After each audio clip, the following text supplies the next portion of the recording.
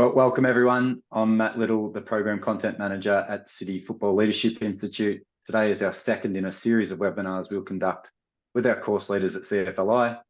This session will focus on storytelling in sport and why it's such a crucial skill for those interested or currently involved in journalism, communications, public relations, advertising, or marketing roles. Storytelling builds brand awareness, connects fans, generates discussion, creates debate, and ensures moments of significance last forever.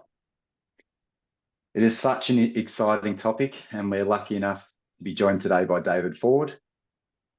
David has more than 30 years of experience in journalism at the BBC, Sky Sports News, CNN, and Al Jazeera. His knowledge extends across many different modes of the media, having worked in print, radio, and television. Furthermore, David is our course leader in the Sport and the Media Masterclass, and we thank him for joining us today. Thanks for joining us, David.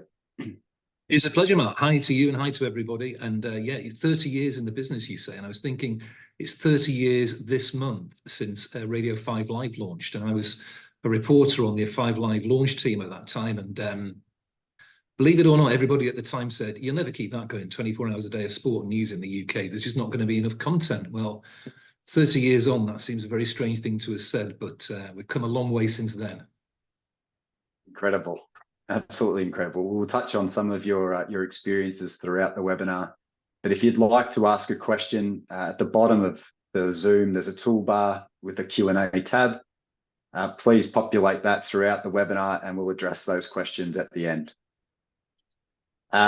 Look, there's nothing like live sport. I mean, it's packed with drama, excitement in the lead up throughout the game itself, and then obviously post-event with detailed summaries, filled with analysis and opinion. Now, what is it about storytelling that captures and captivates people in sport and beyond? Well, coming to this from a news and sport point of view, one of the legendary editors of the Sunday Times, a guy called Harold Evans, years ago, when he was asked, what is news? And it's a very good question. What is news? And what is sports news? His reply was, well, news is people. It's people talking and people doing stuff. So always tell the story through people. And I think that absolutely the same thing applies to sport. It's the personalization of sport which gives it such compelling narratives. Without the people, without the stories, without the human dramas, you've basically got people running around, throwing stuff, catching stuff, kicking stuff. And it's the people, of course, who provide the stories and provide the drama. Obviously, sport is about the physical excellence and the striving for greatness in mentally and physically.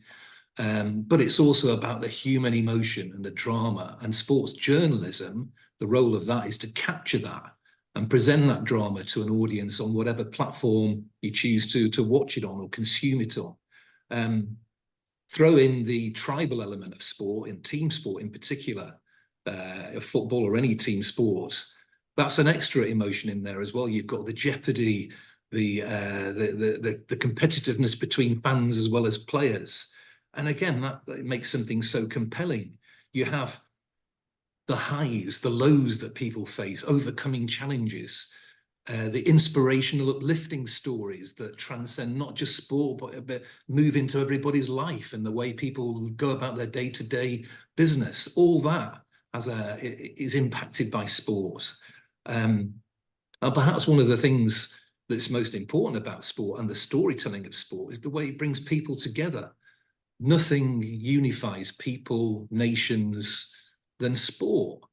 There was a great example of that in the Super Bowl in the NFL last month in the United States. Kansas City Chiefs against San Francisco 49ers brought in an average of 123 million viewers. Now that is the highest number of people watching the same broadcast in the history of television, which is incredible. And only sport can do that. And it's only the sporting narratives that can do that. And yes, the Super Bowl this time had the added showbiz element of Taylor Swift and her romance with the Chiefs' Travis Kelce, which probably brought in a few more million people who weren't necessarily interested in the game, but interested in those two. But again, it was the framework of sport that provided this incredible unifying event on United States television. I mean, it's incredible numbers. I mean, and look, the sport, it just continues to grow. I mean, they didn't need the extra attention, but they've been able to generate those sort of numbers is just phenomenal, really.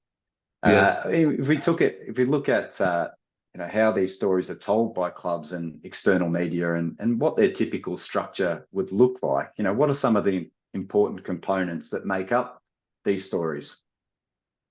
Well, I think one of the great things about sports stories are it's totally unscripted, compelling entertainment. And that's one of the obvious beauties of it, which draws people to it. You never know what you're going to get. You do know, like every story, there's goodies, there's baddies, there's heroes, there's villains, the scandals, all those things draw people to it. Great example from over the weekend in Formula One with Christian Horner of the Red Bull team, the investigation into his alleged messages to a female employee at Red Bull Formula One. Now, that catapulted that story from the back page to the front page. You threw in the kind of scandal element, you threw in a Spice Girl in terms of Jerry Halliwell, again adding an element of entertainment into what was a sports event. And suddenly you had a must-read story for every platform. It was the headlines on front, back, digital websites, podcasts, TV and radio for a whole weekend. And what it did, it made what was a pretty pedestrian Formula One Grand Prix in Bahrain, a routine win, into a major news and sports story. And again, that's because those elements were there that only sport can provide.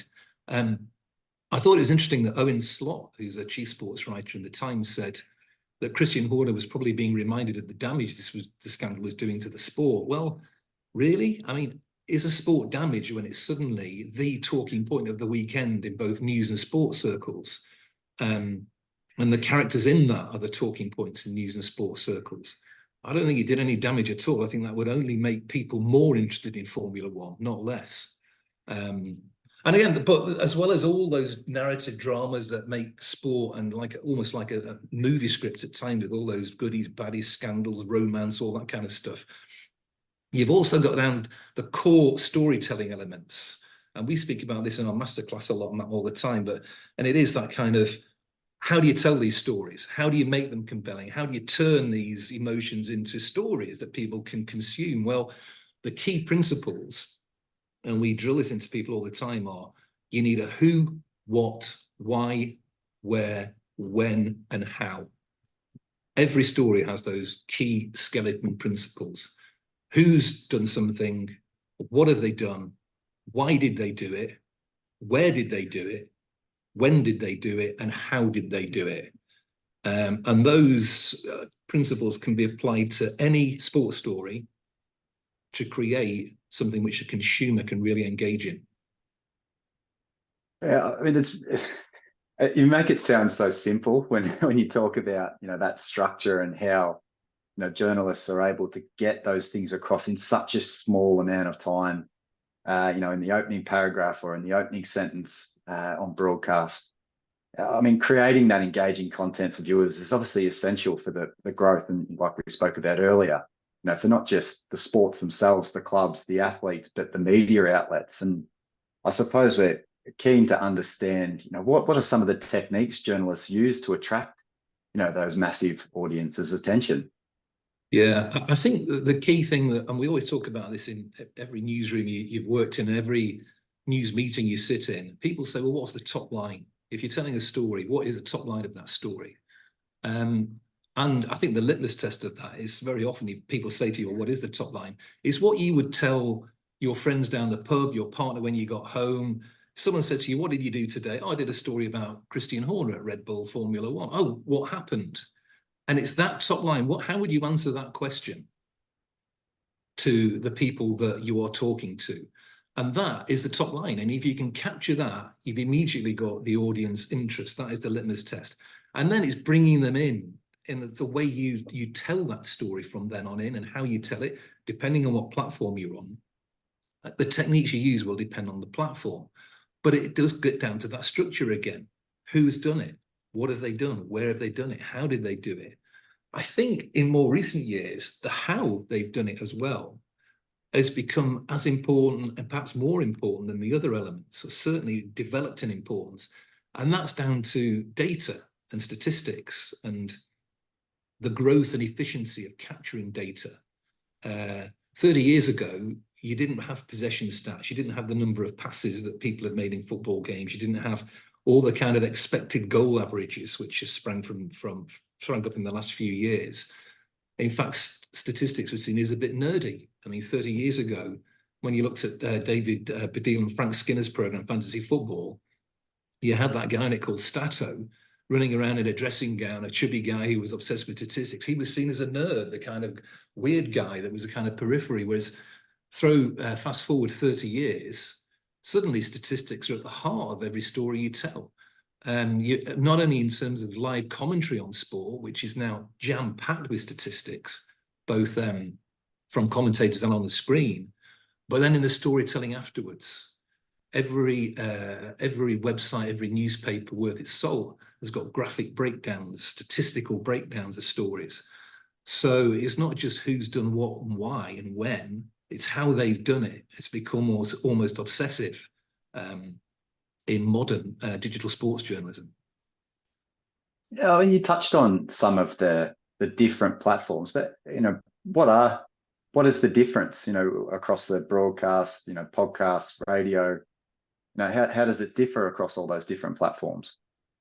Yeah, well, I started my first job as a newspaper reporter was as a Macclesfield Town Football Club reporter in Cheshire all those years ago, and that was working for a local weekly newspaper. At that time, pretty much every town would have its weekly newspaper, and people wanted to read it every week, paid for and free. They've disappeared at a huge rate, but still print does matter. And I think the key with print is it's there as a matter of record. It exists in a tangible format. You can look back through history, you can look back through newspapers, it's there, it's printed, it's for you to touch and read and feel.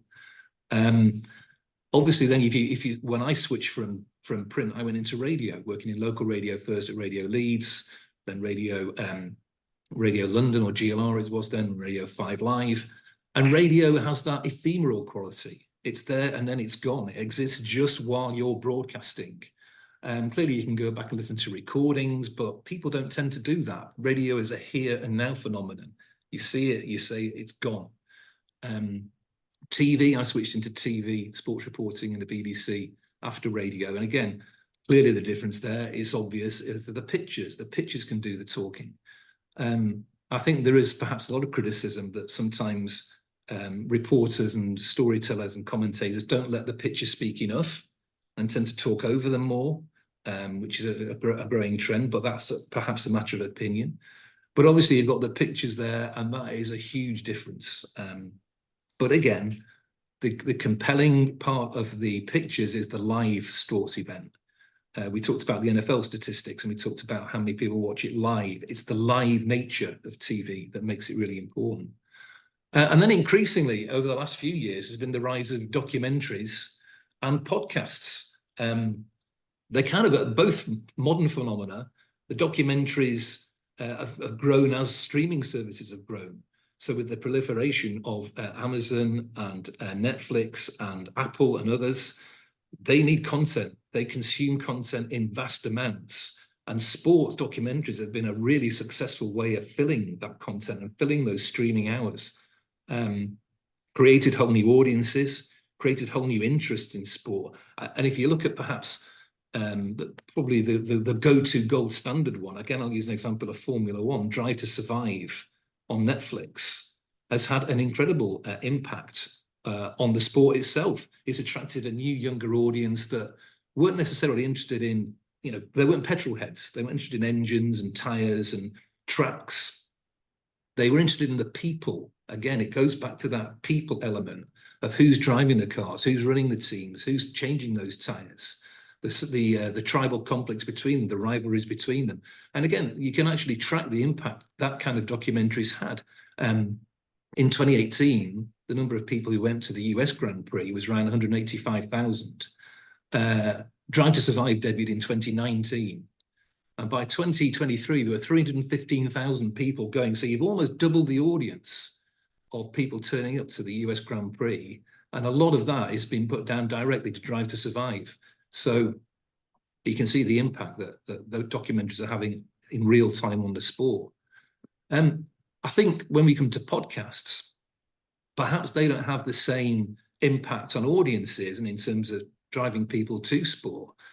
But what they do, they provide incredible opportunities for journalists and storytellers to provide every niche imaginable about sport. If you're interested in a sport of any kind or any angle on sport, you can be clay pigeon shooting or whatever you choose. You can start your own podcast within about an hour from scratch using the kind of modern technology that's available and see if an audience will come to you. So you may not be driving audiences to existing sports, but you are providing new content about new things for audiences who've perhaps been neglected in the past. And that really does offer new opportunities for journalists and especially young people who want to get into sports journalism to create their own content and build their own portfolios.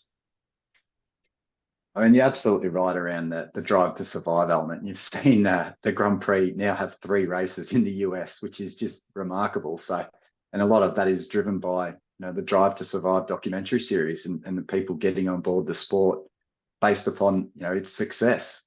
I mean, you've touched on a significant amount already, and obviously your experience being 30 years in the industry. How have you seen storytelling evolve over that period?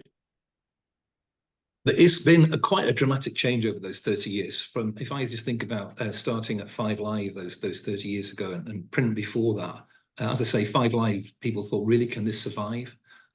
Sky Sports News on the air 26 years ago, just a 24-hour TV channel for the sports news. Again, people thought, really, is there enough content on that? How are you going to keep that going? Well, it's done phenomenally well and continues to do phenomenally well. When I joined Sky Sports News, I was the executive editor there for 8 years. And what was particularly notable there was it became a kind of a default channel for a new audience. Maybe when years and years ago, in the 1980s, perhaps when MTV came on board, that was the default channel for young people. That was just on in student homes, in young people's shared houses. That was the channel everyone watched. That channel has now become Sky Sports News. It's always on in people's dorms, in people's student complexes. It's on everywhere you go. And if you ever go to a football club of any level and you go into their football administration building, Sky Sports News is on. And that is a phenomenal beast that needs to be fed all the time. But I think hand in hand with the rise of things like Sky Sports News and Talk Sport on the radio equivalent of that, it's actually become more difficult to get access to sports people than it was 30 years ago. There's a lot more control around sports personalities and sports events. 30 years ago, I could phone up Tottenham Hotspur, asked to speak to Jurgen Klinsmann, who was the German striker playing for them at the time. He invites me onto the club. We get an exclusive interview at the training ground. Nobody from the club is there. It's just me and him. I get to ask what I want, talk about what I want. I put this story on 5 Live. That was what we did. Now you just would not be able to get that direct access to Klinsmann or a footballer of that type.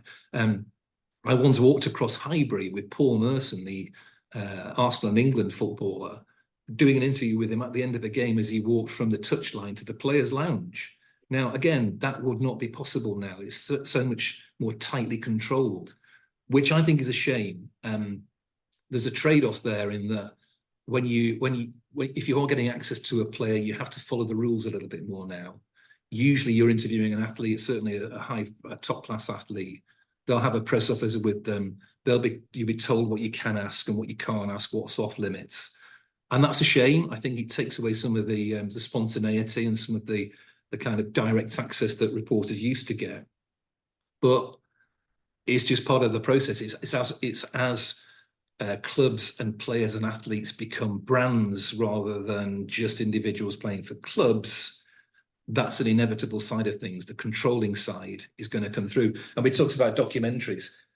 Documentaries now like All or Nothing on Amazon Prime, which say they give you access to all areas to clubs.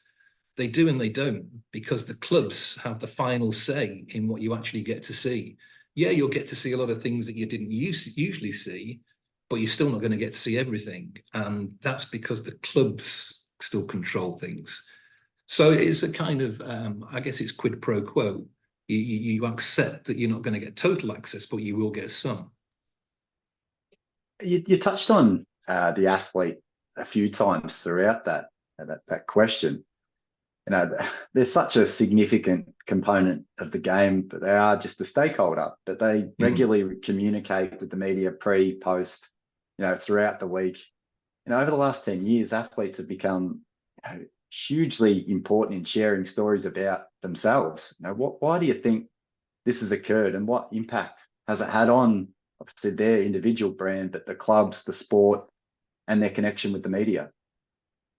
Yeah, and I think a lot of that is down to the explosion of social media, isn't it? And in terms of, for the first time, top athletes could control pretty much what they put out to the public all the time and get followers to their social media channels.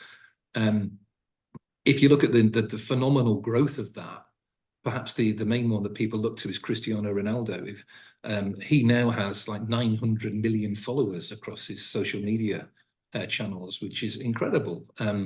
Alicia Lehmann in the women's game, she's got 20 million followers. She's Aston Villa and Sweden striker.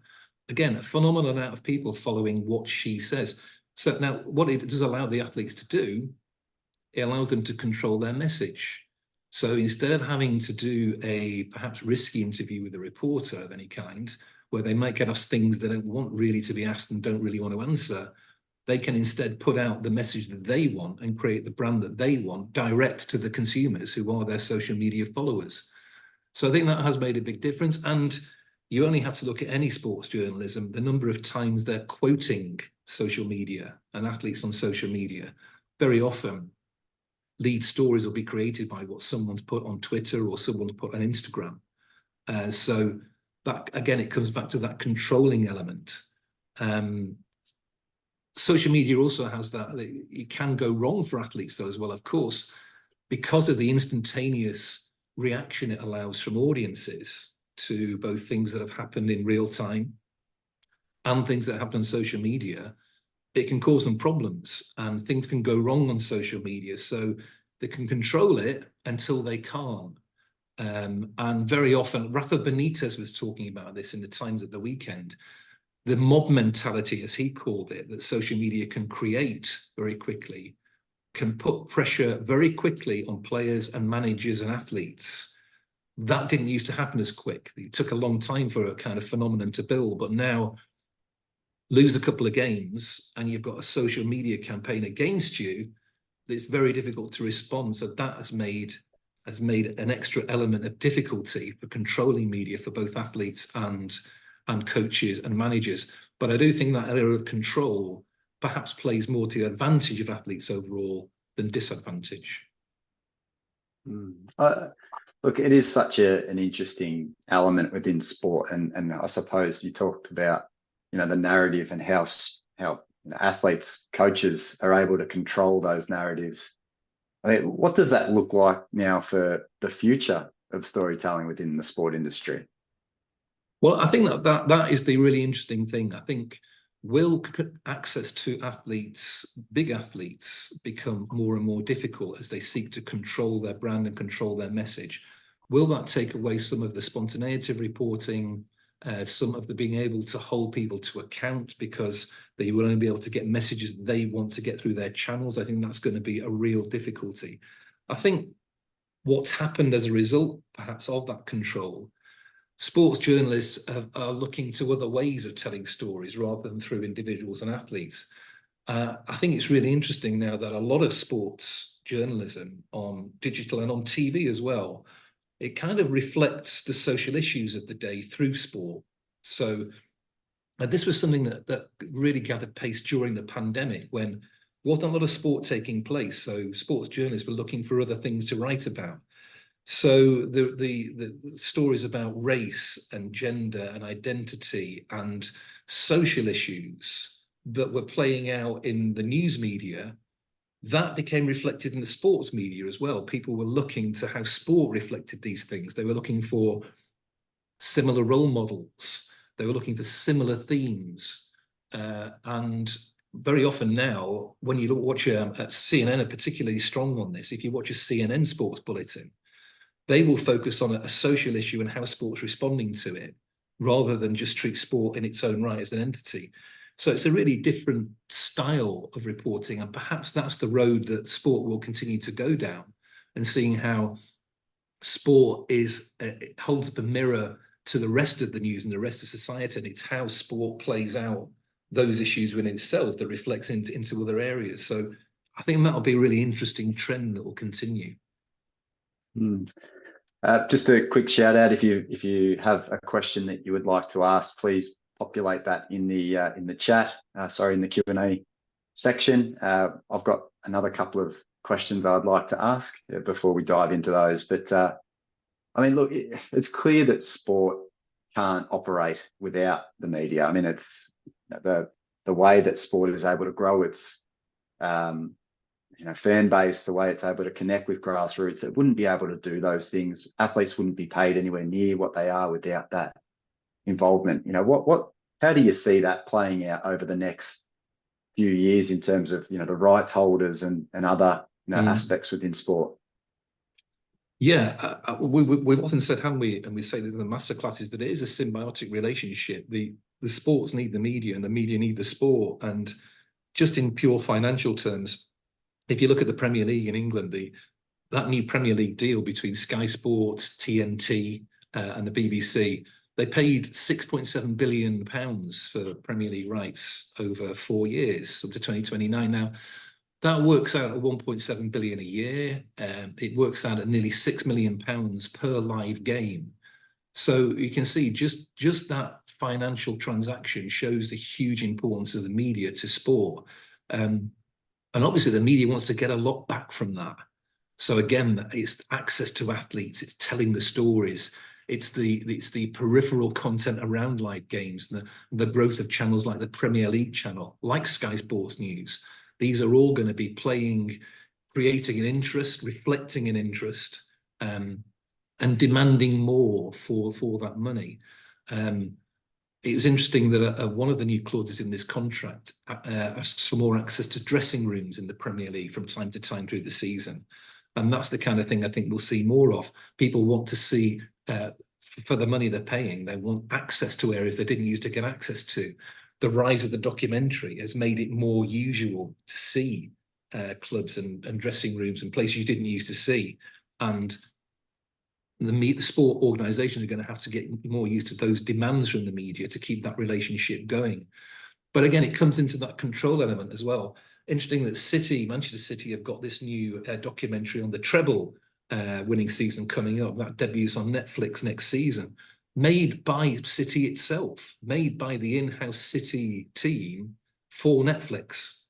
And again, I think that shows you a really interesting way it's going, that clubs creating their own content, selling it to a streaming service. That is a really new development. And again, perhaps that takes the element of control to a new level.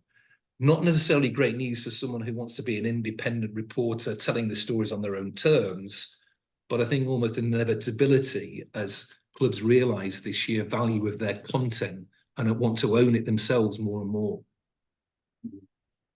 One final question from me before we jump into some of the Q&A from the audience. But I mean, look, we've obviously seen significant changes in technology. What are some of the challenges that are going to be experienced by people in this area, associated with disinformation and AI?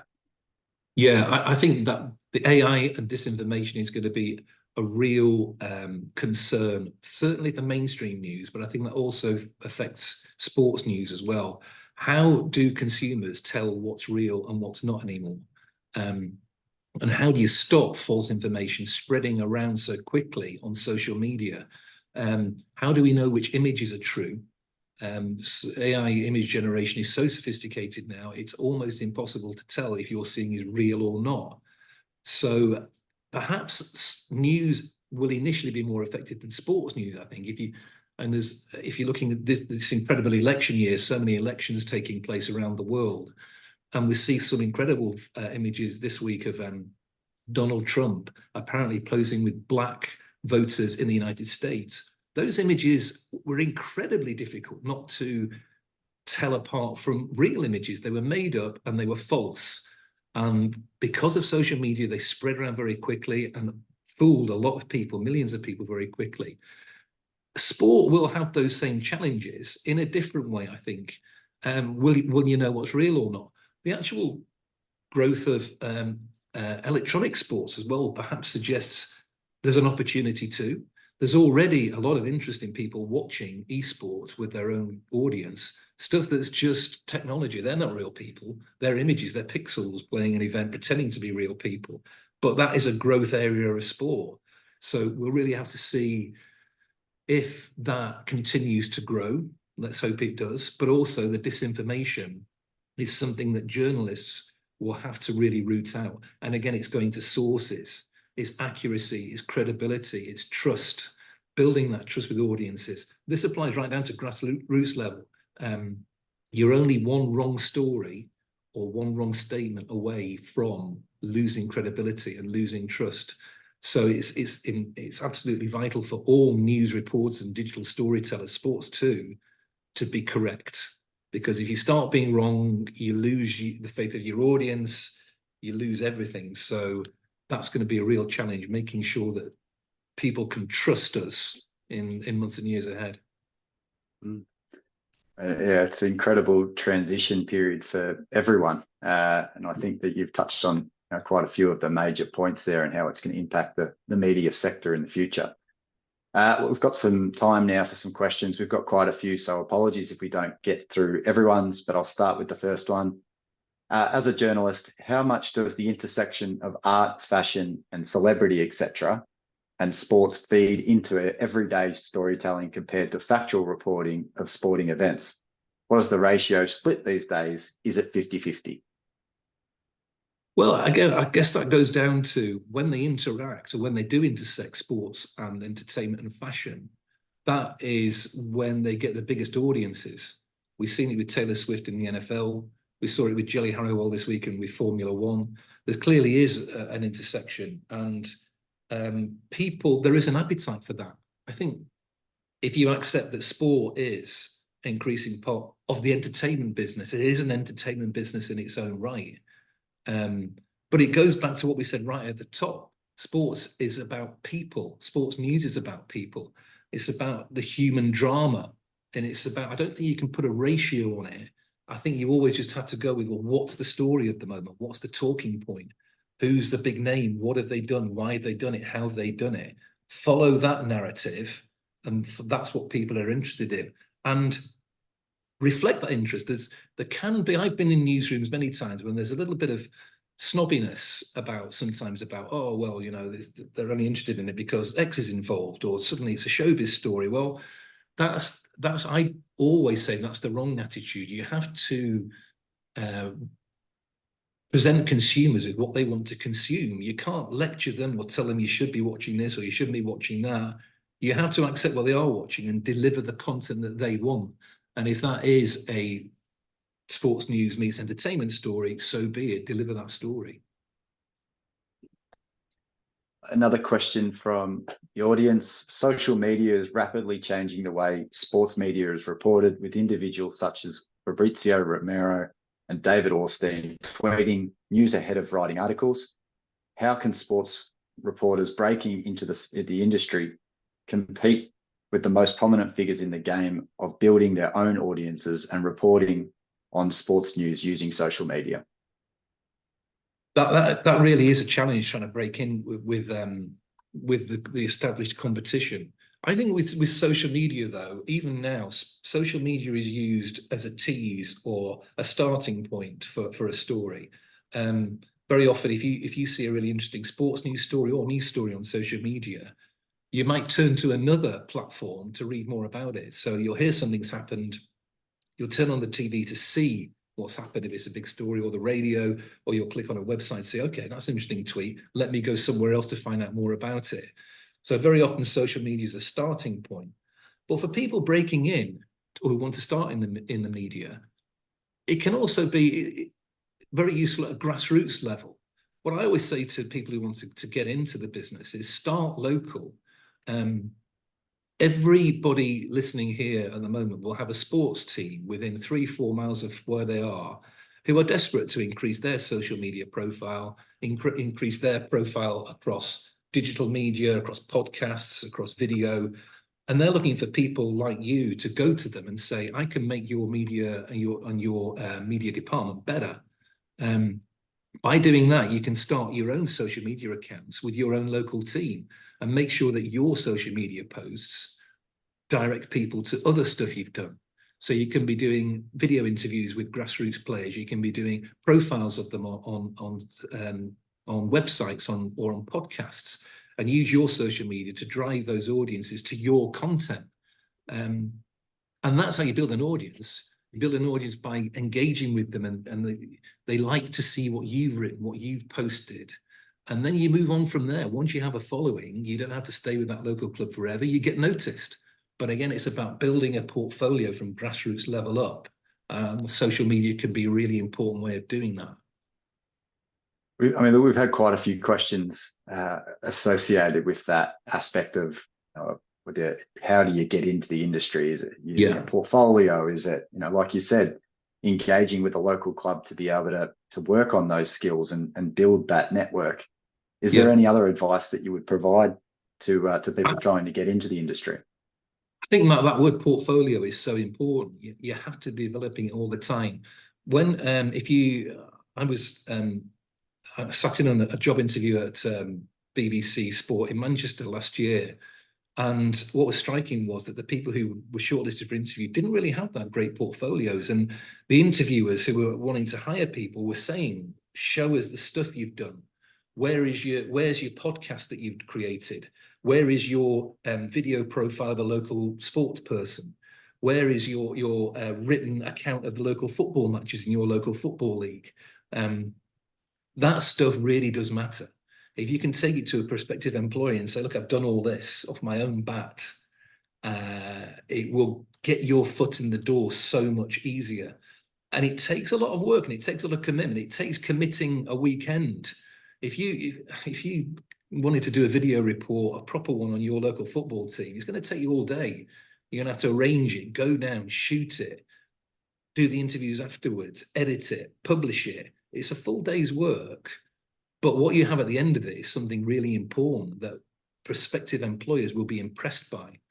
But you have to put in the hard yards, the legwork at that level before you can go to someone and say, look at this, this is what I can do, and be passionate about it.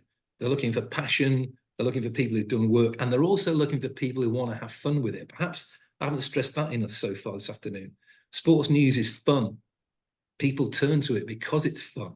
It's not life and death, although it depends who you ask, but it's a fun element, and that needs to be reflected too. But everyone listening to this can create their own portfolio and have something to take to a prospective employer. Yeah, look, I think that's great advice, and it's obviously something that we emphasise throughout the Sport and the Media Masterclass for those trying to change careers and potentially move into that area. I've got one final question before we wrap up. Why does the speed and scale of news tend to trump the quality of storytelling in the digital landscape? And how does this affect the approach of sports journalists covering low-level sports such as non-league football, non-F1 motorsport, etc., if speed of information isn't the priority? Well, I think there's a couple of things there, isn't there? I think if you're going down to more niche sports or non-league football or sports that aren't covered very well by mainstream media, it gives you more opportunity for a deeper dive into those sports because your audience is more of a niche audience. And again, it's about what consumers are consuming. If you are a fan of non-league football and you want to create a non-league football content, you can easily do it. It's not to do with the speed. The speed can be, you can tweet, say you're covering a non-league football match or writing about non-league football. You can do real-time tweets about the game itself, when goals are going in, what incidents happening on the pitch. That can be real-time, that can be fast. But then you still got time after a game, usually, well, not much time. People usually say you should be aiming for an hour if you're reporting on a game to have your content filed, ready to be consumed an hour after a game. That allows you a bit more reflective time. So I think it's the combination of both. It's the combination of speed of what's happening and then reflected content for later on. The growth of long form journalism as well shows that there really is an appetite for that. The Athletic has done phenomenally well, that long form content sports website, doing really well. It shows there is a market for people who aren't necessarily wanting instant news, but wanting in-depth content. So I don't think it's one or the other. I really think you can be quick to get stuff out. You can be reflective to get more considered opinions after an event. And then there's still a market too for long form journalism that people want to sit down and really get themselves into when they've got time.